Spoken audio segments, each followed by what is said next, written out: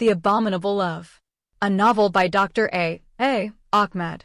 This is an intriguing epic story which resonates with love, resilience, courage, and sacrifice. Copyrights. All rights are reserved. No part of this book may be reproduced, stored in a retrieval system, or transmitted in any form or by any means without the prior written permission of the author, except by a reviewer, who may quote brief paragraphs for a review to be printed in a public newspaper, general magazine, school journal, or university article. This tale is a work of fiction, but the entire novel is based on a real love story between an Arab girl and an African boy. All names, characters, places, and events are either the product of the author's imagination or used literary. Therefore, any resemblance to actual people, living or dead, events, or locales is merely coincidental. Chapter 11. The Engagement Celebration. For the noble and wealthy Arab family in Sudan, marriage is a great time. This happy occasion will pass through many stages. At each stage, a lot of money will be spent. Starting with the proposal known as the opening of the mouth, the boy's family must hold a small party and invite only relatives and close friends. Then comes the official engagement day, which must be celebrated with a big party. Close and distant relatives, neighbors, friends, and everyone else related to the families of the fiancé and fiancée will be invited. During the celebration party, the fiancé and his fiancée exchange their engagement rings, which will be made of pure gold. The fiancé will give his fiancée jewelry, clothes, shoes, saris, and other valuable gifts. After the engagement, money is paid to the family of the fiancé, which is known as the dowry. Finally, the wedding ceremony must take place. These procedures can last for several months or a few years. During this period, the boy's family takes care of the girl. The fiancée will remain in her parents' home, but her future groom must provide her with food, clothing, and other necessities of life. The official engagement day for Iqbal and Samir was scheduled to be 3 months after the day his sister Samira informed her about her brother's love and proposal. During the 3 months, the engaged couple met several times. Iqbal began to admire Samir and felt that she had truly fallen in love with him. Her Arab lover and his wealthy family treated her like a queen. They often invited her to stay overnight at their palace. They showered her with many gifts. Samir took her to movie theaters, party events, beaches, Red Sea voyages, and visited his relatives and friends. Iqbal became attached to him during those 3 months. By then, she was completely convinced that he was her right choice as a life partner. For their honeymoon, he promised to take her out of the country to visit the 2 cities of Alexandria and Beirut in Egypt and Lebanon and enjoy swimming in the warm water of their beaches. Although he is incredibly open and close to her, the customs and norms of their Arab Muslim community require that they never cross boundaries in their relationship. In other words, whenever they were left alone, they expressed their feelings for each other through strong, poetic words, but they never had sex. On a few occasions, Iqbal allowed Samir to look into her beautiful eyes, embrace her sexy body, and kiss her on her sweet lips. Despite this, Iqbal never loves Samir with the same amount of love she has for her first lover. She still loves her ex-boyfriend and misses him very much. However, she did not tell her Arab lover about her previous love for her first boyfriend. Samir's parents invited many people to attend the official engagement party of their beloved son. Even relatives from other cities were invited to attend the engagement party. A lot of money was spent on buying expensive dresses, shoes, perfumes, bracelets, and jewelry for the beautiful fiancé Iqbal. For example, the noble Arab family bought her many ornaments and jewels, all of which were made of pure gold. The wealthy family also spent a lot of money on food, drink, celebration, and accommodation for relatives who came to attend the engagement party from other cities. Famous singers were booked for the night party. Among the singers, there are popular Sudanese female singers known as goalkeepers. They are not football players, but singers who have more fame and fans than those who love sports. Their popular songs contain vulgar street lyrics and are loaded with sexual desires and excitement about sexual practices between young men and women. On the day appointed for the engagement party, Some beautiful girls took Iqbal to the beauty salon to have her hair styled and her body decorated with expensive jewelry. An expensive and beautiful engagement dress specially designed to suit the beauty of the fiancé and add fun to the happy occasion. The engagement party has been scheduled to take place at 8 o'clock in the evening at the police officer Khalid's house. After the fiancé and fiancée will exchange their engagement rings, food and drinks will be served to the guests. The party will start after the guests finish eating. At 5 o'clock in the evening that day, the Arab lover, Samir, and members of his noble family, relatives, friends, and neighbors left their luxurious palace and headed to the humble home of police officer Khaled Muhammad Yahya. On a normal day, the distance between the two houses could be covered in 20 minutes, but on this special day, the group's trip took 2 hours. More than 30 cars follow the beautiful limousine carrying the beloved Arab fiancé Samir and his close friends. Behind his vehicle are the cars of his father, mother, brothers, and sisters. After them follow the cars of their relatives, friends, and neighbors, carrying their women, daughters, and children. The long train of vehicles circled the city before arriving at the headquarters where the engagement party is to be held. It's like in the good old days when people used to travel from Europe to India bypassing Cape Town in South Africa before the Suez Canal was dug in Egypt, which connected the Red Sea and the Mediterranean Sea and helped ships reach the Indian Ocean as soon as possible. This march of cars is known in Sudan as the Sayara of the groom or fiancé to the home of his fiancé or bride. Women and girls sing a famous folk song called Aladil Walzain and Alaris Siro. As cars drive slowly through the city, girls sing wedding songs, women ululate with joy, young men clap their hands, little children scream, and drivers constantly blast their horns. This is how they led the fiancé from his mansion to the house of his fiancée. The entire city's residents came out of their homes to see the handsome fiancé and the beautiful girls. However, not everyone is happy with this great display. Envious women considered it just a show-off by the rich. The jealous girls thought that the fiancé is not beautiful enough to deserve this honor, although none of them saw the girl Iqbal. Lustful men wondered if this show-off is being made at an engagement party, what would the noble family do on the actual wedding day? The old folks concluded that the wealthy fiancé's family might turn the city upside down. At 7 o'clock in the evening, the long train of cars reached its final destination. All the engagement party guests got out of their vehicles. Handsome friends and beautiful girls surrounded the noble Arab lover, Samir Wad Masood. His mother was the first to get out of her car. Her husband, daughters, sons, brothers, sisters, relatives, neighbors, and distant relatives gathered around her. The large crowd moved, accompanied by the fiancé Samir Wad Masood, and stood in front of the house of the fiancé, Iqbal Salah al-Junaid. The police officer Khaled Muhammad Yahya, his mother, and his wife came out of their house to receive the guests. Auntie Khadija carries a jug full of white and pure milk. She threw all the white milk into the air. Drops of milk fell like dew from the sky on the handsome fiancé and his companions. The wife, Sulwa, opened an expensive perfume bottle and threw her perfume at the fiancé, Samir, and his friends and relatives. Then the happy Aunt Khadija opened her mouth, put her thumb and fourth finger on her teeth, ululated loudly with the ululation of joy, and the girls sang again the song of Aladil Walzain. Other women imitated her and made ululations of joy with their tongues and lips. Other women expressed their happiness by singing sweet engagement songs. Then the police officer Khaled invited the handsome rich Arab lover, Samir, his noble family, and his guests to enter the house. It took the company half an hour to enter the house and fill the spacious compound. Chairs and benches are arranged in long rows. There is a long, colorful carpet on which the fiancée would dance for her fiancé, and the girls would dance after they covered the spacious floor. After that, the guests have been requested to take their seats. 3 huge ladies forbade the children from sitting on the chairs. They asked them to sit on other carpets. The 3 women carried long whips in their hands to discipline any child who refuses to obey their orders. Some adults have been forced to sit on carpets due to the lack of sufficient chairs. Some girls as well as some boys had to stand on their feet when there is no place to occupy themselves.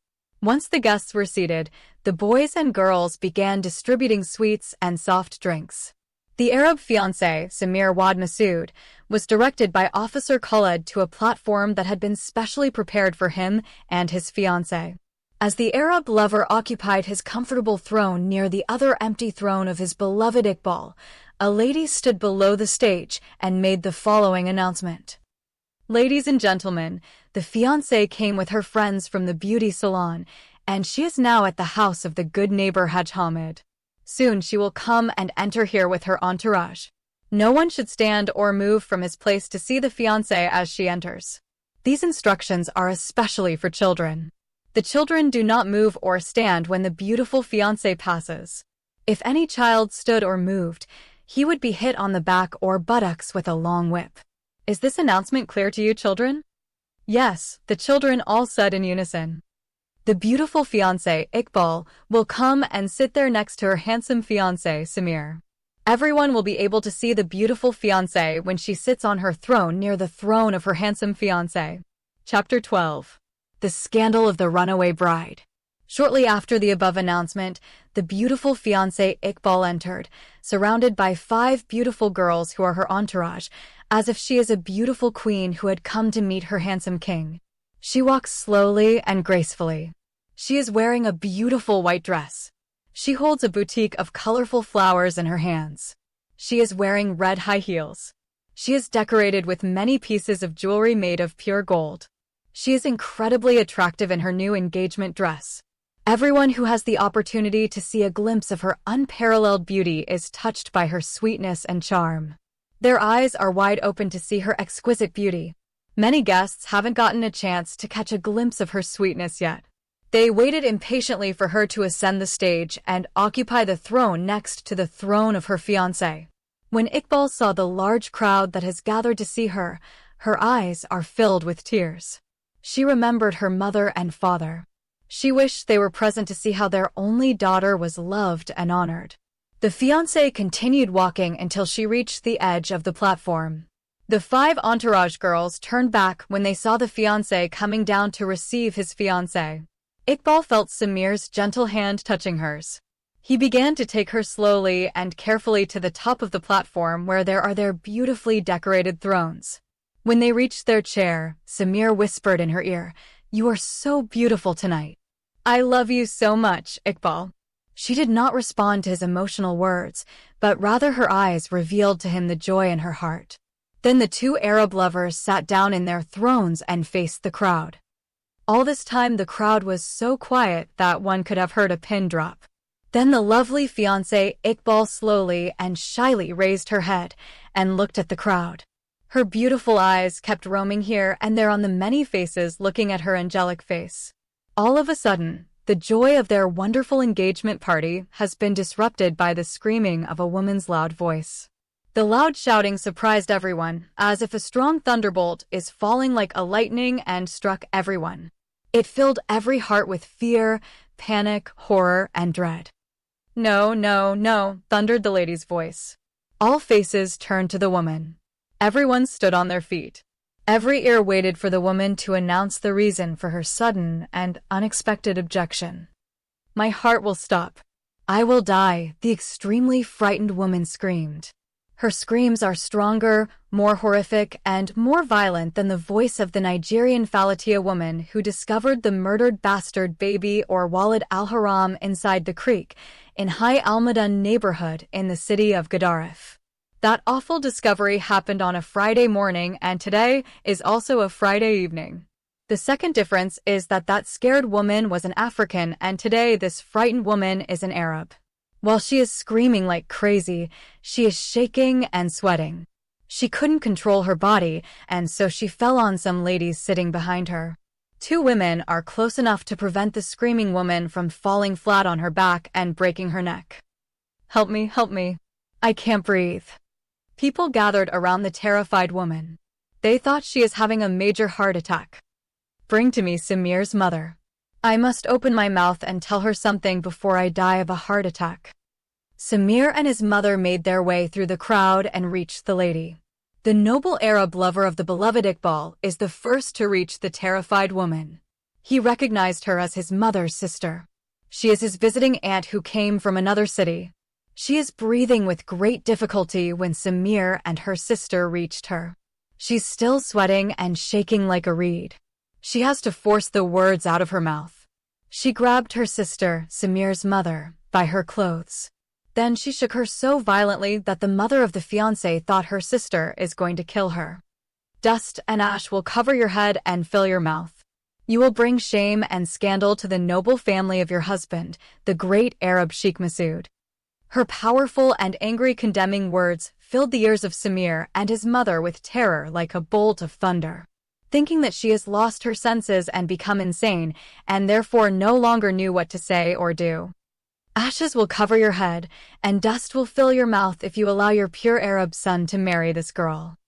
Those last words have come out like arrows from the woman's big mouth and struck Samir and his mother's hearts as poisoned daggers. This girl is fake. Her real name is Insaf Salah al-Junaid.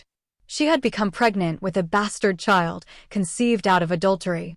The boy with whom she committed adultery is a Negro, black-faced, southern slave from the tribe of Dinka.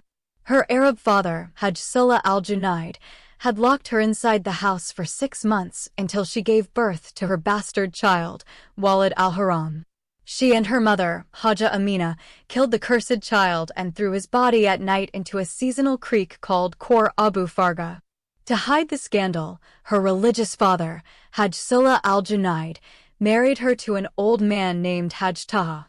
This same criminal girl killed her groom, the elderly man Hajj Taha, on their first wedding night. That same night she escaped. The police of the city of Gadaref launched a large-scale search for her everywhere. They even searched for her in many villages and cities in Sudan, but they did not find her. Today, she is sitting here without shame and wants to marry the son of the most noble Arab man and the wealthiest family in Port Sudan City. Everyone has heard the shocking news about the horrific and astonishing crimes that the angry auntie of Samir shouted them one after another. They have entered each ear and numbed it. Her words sank into their hearts and created terror. Their fear and shock turned into anger. Slowly, each pair of eyes turned from the informing auntie to the fake girl. She's not there. The empty throne has appeared to the angry crowd as a magical chair that suddenly caused her to disappear into the night. All of them, men, women, and children, searched the entire house of the police officer Khalid. Young men and women dispersed in all directions in pursuit of the criminal girl, but no one found the adulteress Insaf who killed her bastard child and also broke the neck of her old groom, Hajj Taha. As soon as she left the house of the police officer Khaled Muhammad Yahya, the runaway fiancé Iqbal stopped the first taxi driver who came her way. In a breathless voice, she asked the driver to hurry to the general railway station of Port Sudan City. The driver became more impressed by her stunning beauty than her request. He pushed the taxi door open and asked her to take the seat next to him. The runaway bride, Insaf Salah al-Junaid, obeyed him, entered her body, and sat near him. She looked so terrified. She felt as if her personality has been suddenly split in half. One chases the other. The dead Insaf has risen from the grave of the dark and depressing past and assumed complete authority over the innocent alive Iqbal. She can still hear the angry woman's voice, as if she were an unjust judge, issuing a death sentence against the fiancé, Iqbal.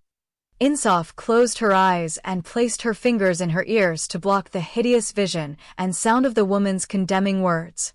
The woman's face was like a human monster or a terrifying zombie that came out of her grave or from the forest and spoiled the happiest moments of her life. Insaf concluded that she has lost her wealthy Arab fiancé, Samir, forever, just as she had lost her African boyfriend, Dang, before him.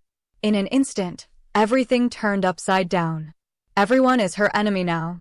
She cried bitterly when she remembered the kind old woman, Aunt Khadija, the beautiful sister-in-law, Sulwa, and the loving Arab police officer, Khaled Muhammad Yahya. What will they think about her anymore? She felt that she brought them great shame. She has spoiled their names and tarnished their good reputation among the people. Everybody will hold them all responsible for harboring an unidentified girl when they know nothing about her past. How could they dare to marry a strange girl with no lineage to a pure Arab boy like Samir, son of the wealthy Sheikh Masood, when she is not one of their relatives?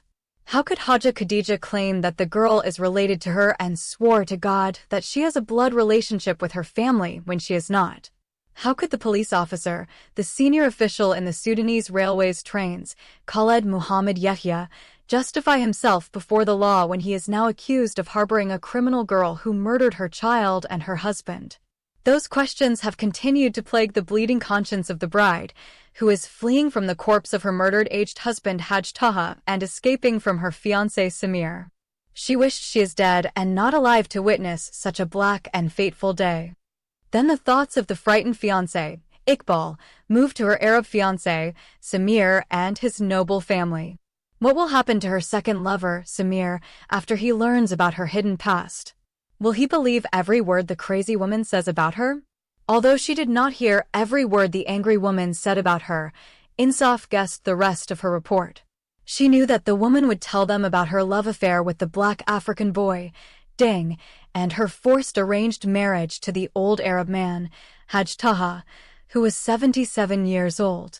Her father performed her marriage contract in the mosque with an elderly groom who had the same age of her late grandfather Al-Junaid, who died when he was 77 years old, and she was a teenage girl of 17. The runaway bride emerged from her dark past with a jump of terror when she heard the taxi driver talking to her. "Are you okay, miss?" the driver asked. Before answering his question, the terrified fiancé, Iqbal, realized that her face was full of tears. She took her handkerchief from her handbag and wiped the tears falling like rain from her eyes. She suddenly realized that she is still wearing her expensive jewelry. She became afraid that the driver would see her wearing these ornaments and try to harm her and steal them. She quickly stripped off her pieces of costly jewelry and hid them inside her handbag.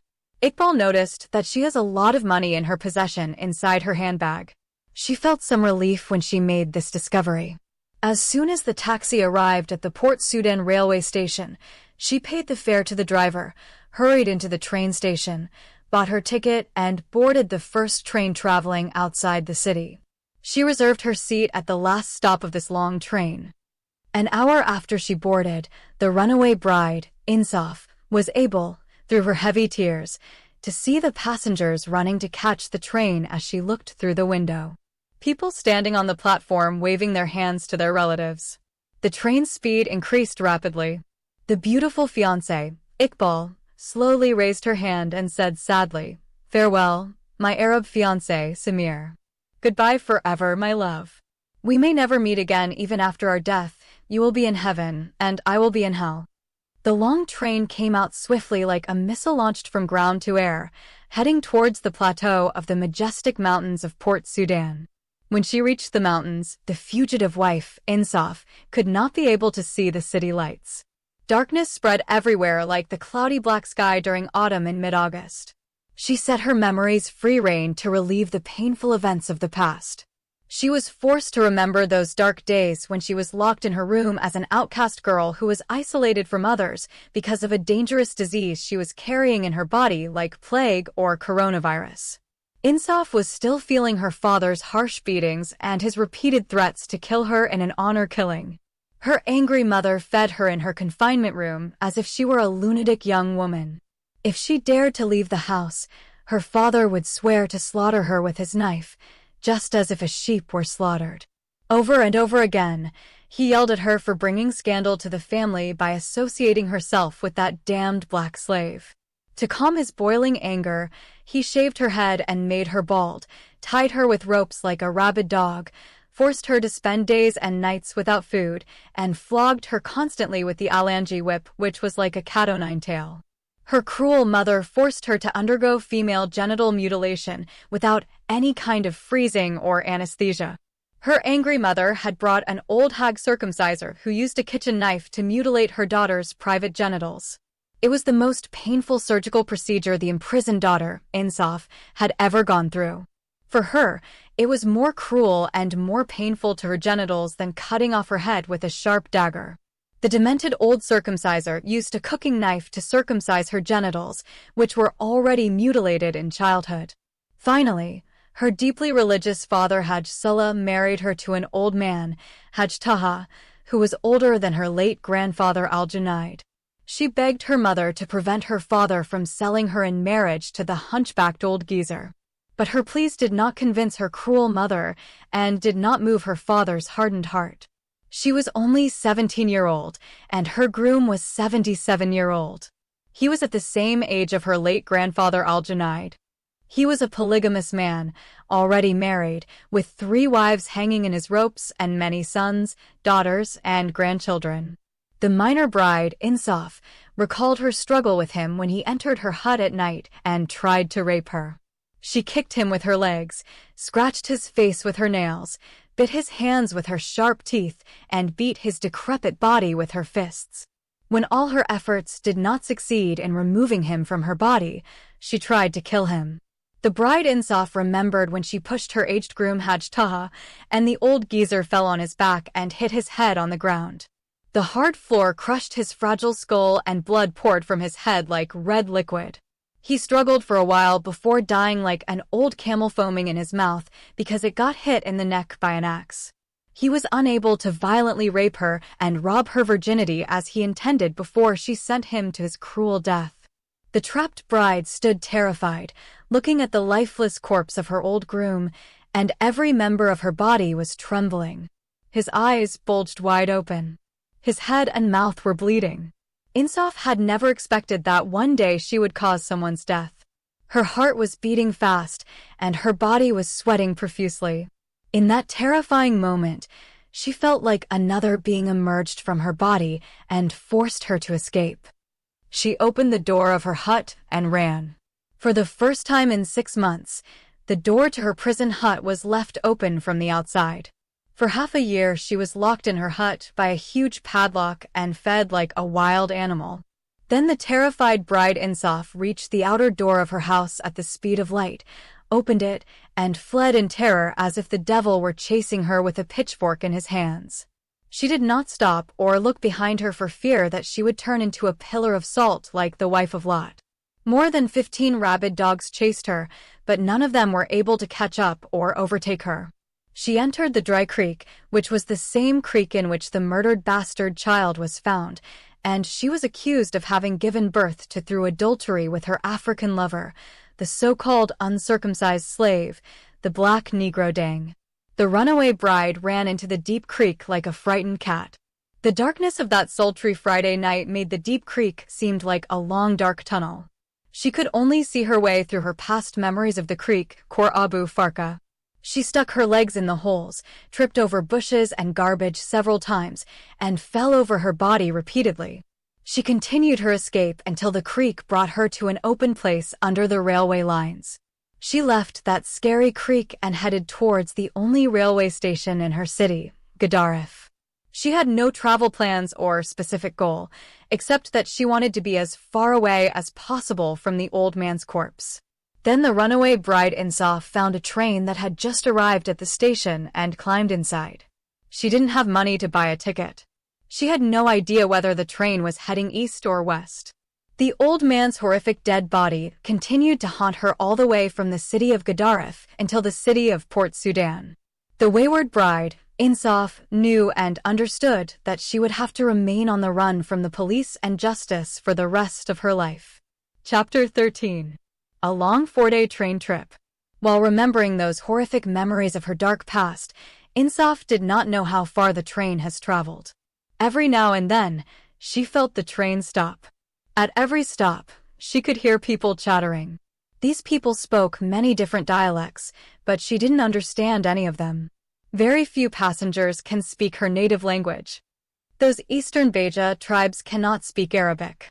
The runaway girl's attention turned to her future in Khartoum City. She has no idea why she decided to go to Sudan's capital. She doesn't know anyone there, and what will happen to her in that big city? She had never visited Khartoum before. Her strict Muslim father would not allow her to go even a mile from her hometown.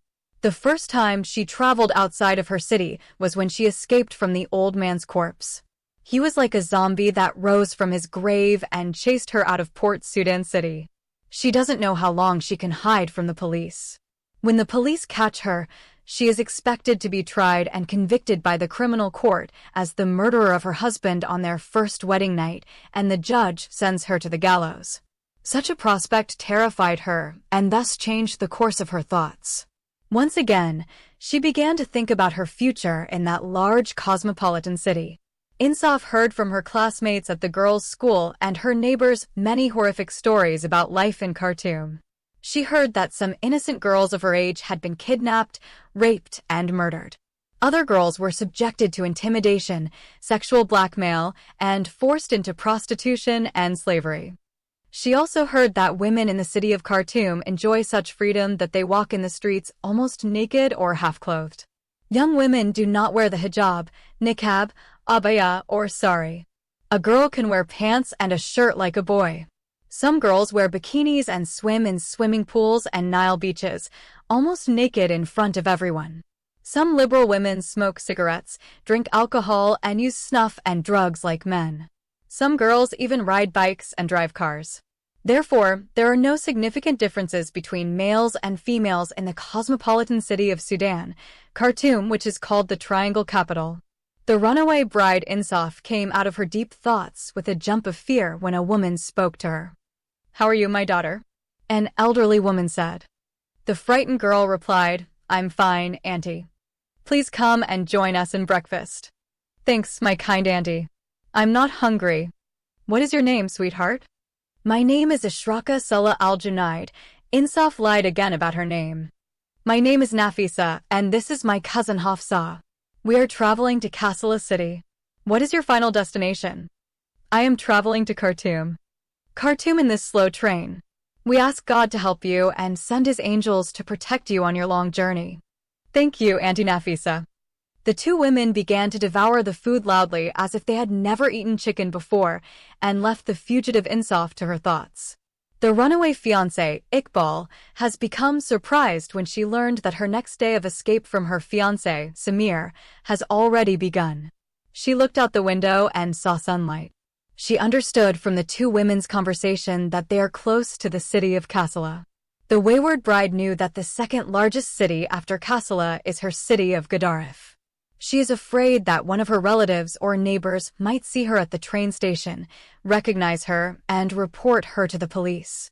So, she decided to hide in the toilet until the train passed her hometown. At Kassala station, the two women got off and new two women took their seats. They asked the same similar questions to the teenage girl traveling alone, Ishraka Salah al-Junaid, and then talked among themselves. At the Gedaref station, while Ishraka is hiding in the toilet, an obese woman took her seat. When the train left the city of Gedaref and reached the town of Al-Hawada, the escaping girl came out of her hiding place. Then she came to her place and asked the fat woman to give her seat.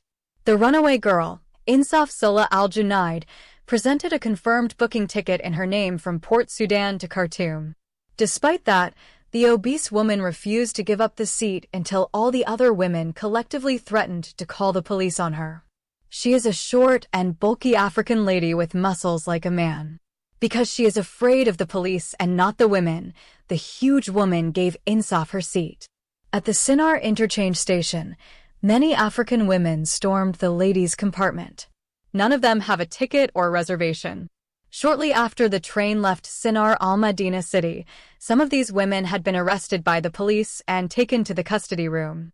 In the city of Wad Madani, the passengers who entered the train seemed more civilized and spoke more politely than those who are actually inside the train. On the fourth day, after a long and exhausting journey, the worry-free train finally arrived with the runaway bride at Khartoum General Railway Station. The displaced fiancé and runaway bride, Insaf Salah al-Junaid, exited the train and stood among the crowd of passengers. She does not know where to go and to whom to go. Once again, she lost her way, as she did when she arrived at the railway station in Port Sudan City more than 6 months ago. She knows what would happen to her if she dared to go out into the crowded streets of Khartoum City. She has no address or contacts in the largest cosmopolitan city of Sudan. The newly arrived homeless girl Ashraka Salah al-Junaid stood like a lifeless statue and began to cry and shed copious tears over her miserable situation.